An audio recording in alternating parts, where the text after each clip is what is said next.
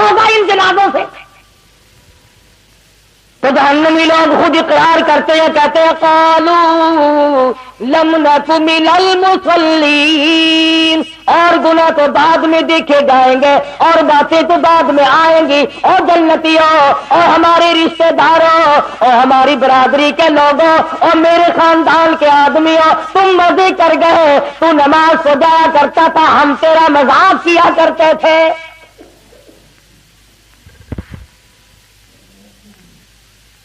خود اقرار کر رہے ہیں، اعتراف کر رہے ہیں۔ بڑے بڑے لوگ آج نماز سے غافل ہیں، پرواہ ہی نہیں کرتے۔ بڑے بڑے کھاتے پیتے لوگ نماز نہیں پڑھتے۔ اللہ پاک نے فراغت بھی دی ہے، دولت بھی دی ہے، مال بھی دیا ہے، اولاد بھی دی ہے، زمین جائیداد بھی دی ہے، اللہ کے حضور میں سر جھکانے کو پھر بھی تیار نہیں۔ وہ ایک مرتبہ حکم آیا تھا دفتروں میں، کچھ صفحے بچھی تھی، کچھ لوٹے رکھے گئے تھے، بس ایک جمعے سے دوسرے جمعے تک عمر بھر کی نمازیں پڑھ دی، وہ پتہ نہیں صفحے کہاں گئی، وہ لوٹے کہاں گئے، وہ قانون ہی مٹ گیا، پتہ نہیں کہاں گیا۔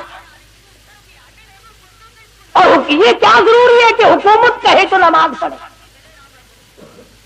اگر میں مسلمان ہوں اور میں کلمہ پڑھتا ہوں اور میں نے اللہ اور اس کے رسول صلی اللہ علیہ وسلم سے یہ وعدہ کر رکھا ہے کہ میں تمہارا کہنا مانوں گا، تو میں کیوں انتظار کرتا ہوں کہ جنرل ضیاء کا حکم آئے گا تو میں نماز پڑھوں گا اور میں نے مرنا نہیں؟ کیا فرشتے اللہ میاں کے جب آئیں گے میں ان سے کہوں گا کہ کاغذات دکھاؤ تمہارے پاس اسلام آباد سے کہاں سے آئے؟ اپنا عمل، اپنی خبر، اپنا حشر، اپنے کردار، تمام چیزیں اپنے ذمہ رکھو۔ بلا تزر وازرۃ وزر اخری، قرآن کہتا ہے کوئی کسی کا ذمہ دار نہیں بنے گا۔ تو جنتی لوگوں نے پوچھا، جہنمیوں نے جواب دے دیا، سب سے پہلا جرم، سب سے پہلا گناہ، سب سے پہلی خطا، سب سے بڑا گناہ ہمارا یہ بنا قالوا لم نک من المصلین، ہم نماز نہیں پڑھا کرتے تھے۔ آج کل تو ماشاءاللہ اچھے بھلے لوگ نہیں پڑھتے، پیر نہیں پڑھتے۔ ایک جگہ میں ملا، میں نے کہا حضرت صاحب نماز مدینے جا کے پڑھتا ہوں، روٹی یہاں سے ٹھوکتا ہے، پانی یہاں سے ڈکارتا ہے، بیوی بچے یہاں پیدا کر رہی ہے، نماز مدینے جا کے پڑھتا ہے۔ ڈال دیکھو کیا بنایا، اور اگر کوئی پڑھتا ہے تو تمام سے پرواہ نہیں کرتا۔ اور میرے تیرے نبی، ساری کائنات کے نبی حضرت محمد کریم صلی اللہ تعالی علیہ وسلم کا آخری وقت ہے، بیمار ہے، کمزور ہے، آپ نے نماز کے لیے حکم بھی دے دیا صدیق اکبر رضی اللہ تعالیٰ عنہ کو، پھر بھی دو آدمیوں کا سہارا لے کر مسجد میں تشریف لائے۔ صحابی کہتا ہے میری آنکھ نے دیکھا حضور اکرم صلی اللہ علیہ وسلم کا قدم مبارک زمین پہ گھسٹ رہا تھا۔ اس حالت میں بھی حضور صلی اللہ علیہ وسلم مسجد میں تشریف لائے۔ کئی لوگ اکڑتے ہیں جی ہم تو بڑے افسر ہیں، مسجد میں کیسے آئے؟ میں ان کی بات کر رہا ہوں جو ساری کائنات کے سردار ہیں، جن کے دیدار کو فرشتے ترستے رہے، ان کی یہ حالت ہے، تو کون ہوتا ہے؟ قیامت میں یوں تو کام نہیں چلے گا، اور نہ قبر میں یوں کام چلے گا۔ قبر میں آ کر کے فرشتے کہے ماں دینوں کا، تیرا دین کیا ہے؟ وہ جواب دے میں ملتان کا ڈی سی ہوں، بتا کیا بنے گا اس بات کا؟ ان نے کہا ماں نبیوں کا، کہ میں تو پنجاب کا گورنر ہوں۔ اس سے کیا بنتا؟ اللہ کی ذات کے ضابطے الگ ہیں، طریقہ کار بھی الگ ہے، کسی کی بات وہاں نہیں چلتی۔ اور میں پہلی بات آپ کو بتلاؤں، اگر چل سکتی تو یہ بڑے بڑے کبھی نہ مرتے، غریبوں کو مرواتے رہتے اور آپ بیٹھے رہتے۔ اگر وہاں لینے دینے سے کام چلتا تو یہ ایک بھی نہ مرتا۔ یہ جتنے بادشاہ ہیں، جتنے وزیر ہیں، جتنے دولت مند بہت بڑے امیر کبیر لوگ ہیں، یہ میرا تیرا نمبر لگواتے رہتے، خود یہیں بیٹھے رہتے۔ اللہ میاں نے فرما دیا جس کا ٹائم آئے گا ایک سانس نہیں لینے دوں گا زیادہ۔ فَمَا جَاءَ أَجَلُهَا لَا يَسْتَأْخِرُونَ سَاعَةً وَلَا يَسْتَقْدِمُونَ۔ کی مہلت نہیں ملی۔ تو جنتیوں نے سوال کیا، ان سے پوچھا تمہارا کیا حال ہے، یہ بری حالت کیوں بنی ہوئی ہے؟ تو انہوں نے جواب دے دیا۔ شاعر کہتا کہ یوں کہنے لگے، سر جھکا سر پر نالے ہے دوزخ کو تو، اور سر جھکا مالک سے ہو لے سرخ رو، کچھ نہ کی اعمال پر اپنے نظر، آخرت کا آئے گا آخر سفر، کتنا بھی جی لے قبر میں جائے بغیر گزارا نہیں۔ خود اقرار کرتا ہم نے نمازیں نہیں پڑھی، بے پرواہی کی، غفلت میں گزاری، تمام زندگی کو آگ لگا دیا۔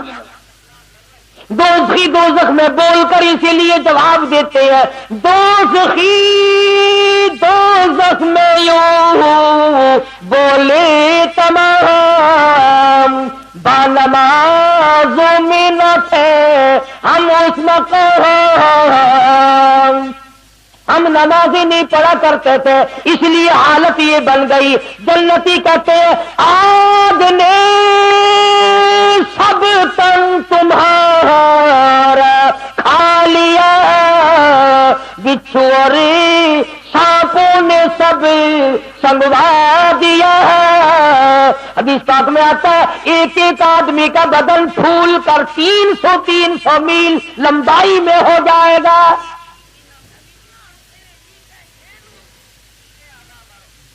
خود اقرار کر رہے ہیں، خود اعتراف کر رہے ہیں کہ اس گناہ میں ہماری تباہی مچائی ہے۔ ہم تو سمجھتے تھے کہ یہ یوں ہی کام ہے، لیکن آج پتا چلا کہ اس نے تو ہم کو تباہ کر دیا۔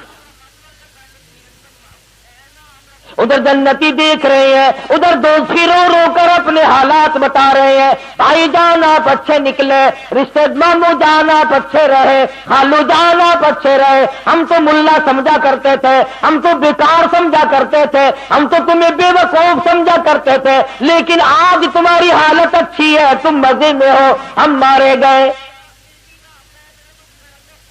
قرآن کریم میں آتا ہے اللہ پاک جل شانہ فرماتے ہیں دوسرا گناہ خود ہی بتاتے ہیں، وَلَمْ نَكُ نُطْعِمُ الْمِسْكِينَ۔ دوسرا گناہ، دوسرا جرم ہمارا یہ تھا، ہم نے کبھی کسی محتاج کو، کسی غریب کو خیرات دی نہیں۔ سنگ دل، سخت دل لوگ تھے، جو آیا اس کو ترخا دیا، جو آیا اس کو تلا دیا، جو آیا اس کو تلا دیا۔ حدیث پاک میں آتا ہے فرمایا مدنی کریم صلی اللہ علیہ وسلم نے صدقے سے خدا کا غضب اس طرح بجھ جاتا ہے جیسے آگ پہ پانی ڈالا۔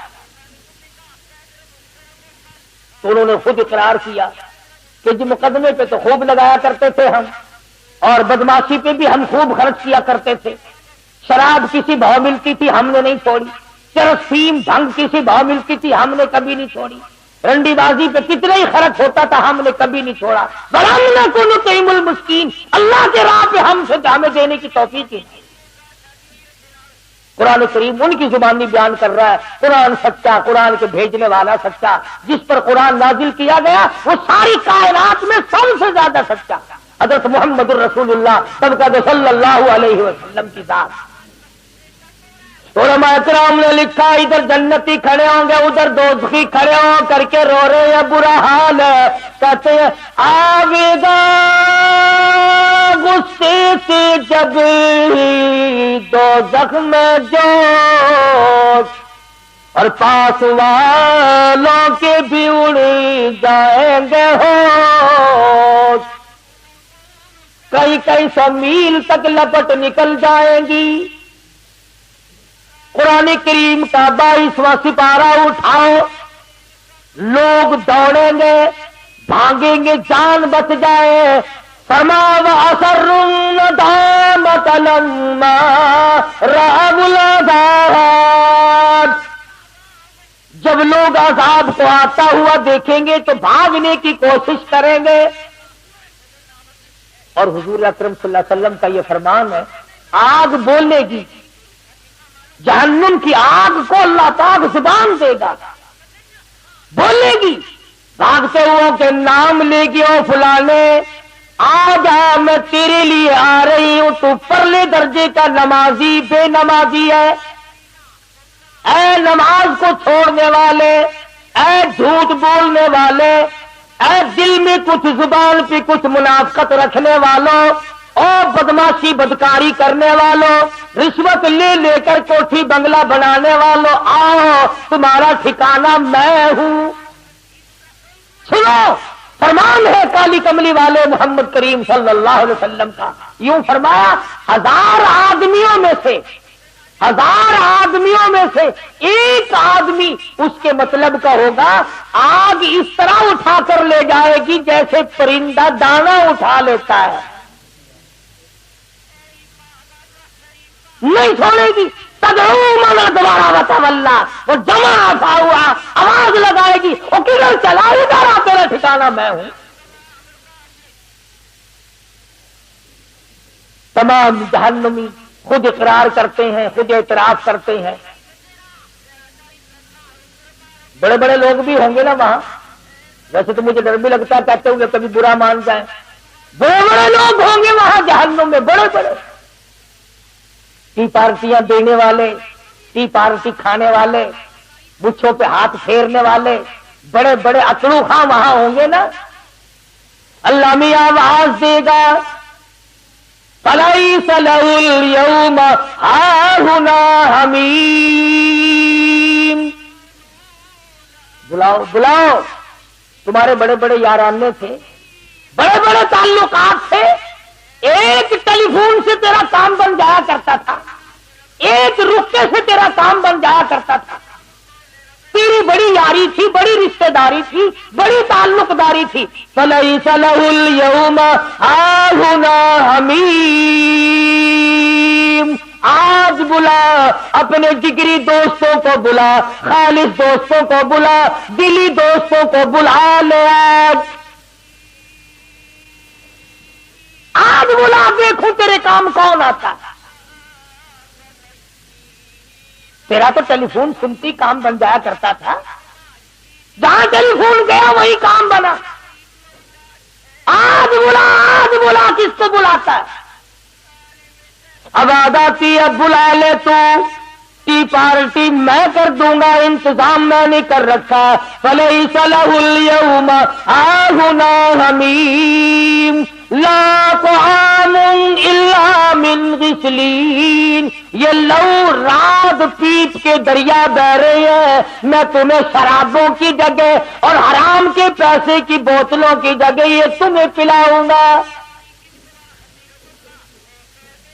میں نے تمہارا سارا انتظام کر رکھا ہے، بلا لو نا، ٹی پارٹی کبھی تو کر لیا کرو، کبھی تو کھانے پہ اکٹھے ہو جاؤ، تم بڑے یہ کام کیا کرتے تھے، جہنم میں بھی منا لو، میری طرف سے تمہیں اجازت ہے۔ لا غسلین، میں نے تمہارے لیے یہ دریا لو کے، رات کے، پیپ کے، حدیث پاک میں آتا ہے حضور نے فرمایا اگر ایک قطرہ اس پانی کا دنیا میں اللہ پاک پھینک دے، ساری دنیا بے ہوش ہو جائے